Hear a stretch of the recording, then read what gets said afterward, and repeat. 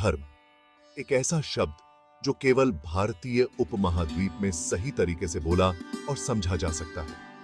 आर्य 1500 ईसा पूर्व भारत आए, लेकिन धर्म का विचार पूरी तरह से भारतीय है।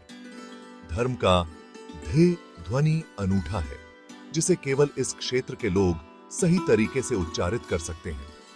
यह विचार वैदिक दर्शन से गहराई से जुड़ा है, जहां मानवता, पुरुष और प्रकृति के बीच संघर्ष दिखता है। धर्म को परिभाषित करना आसान नहीं है।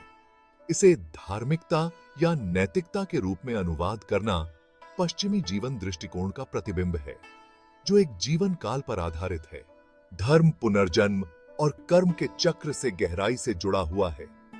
हर जीवन में हम अपने पिछले जन्मों का कर्म लेकर आते हैं और धर्म का पालन करते हुए आगे बढ़ते हैं। धर्म का पहला उल्लेख ऋग्वेद में होता है, लेकिन यह शब्द हजारों मंत्रों में केवल 100 बार से भी कम आता है। इसका मूल अर्थ है स्थिरता और शासन। शतपथ ब्राह्मण में धर्म की अनुपस्थिति को मछली न्याय कहा गया है, जहां शक्तिशाली लोग कमजोरों पर अत्याचार करते हैं। धर्म स्थिरता का प्रतीक है, जो अराजकता को रोकता है। धर्म की यह अवधारणा पुराणों में भी दिखती है, जैसे मनु की कहानी में। मनु एक छोटी मछली को बड़ी मछली से बचाते हैं और वही मछली बाद में मनु को बाढ़ से बचाती है। यह सिखाता है कि धर्म में शक्तिशाली का कर्तव्य है कि वह कमजोर की रक्षा करे। रामायण में धर्म विवाह संबंधों में देखा जाता है, जहां राम अपनी पत्नी सीता के अधिकारों का सम्मान करते हैं, जबकि रावण और शूर्पणखा इसे अपने स्वार्थ के लिए तोड़ते हैं।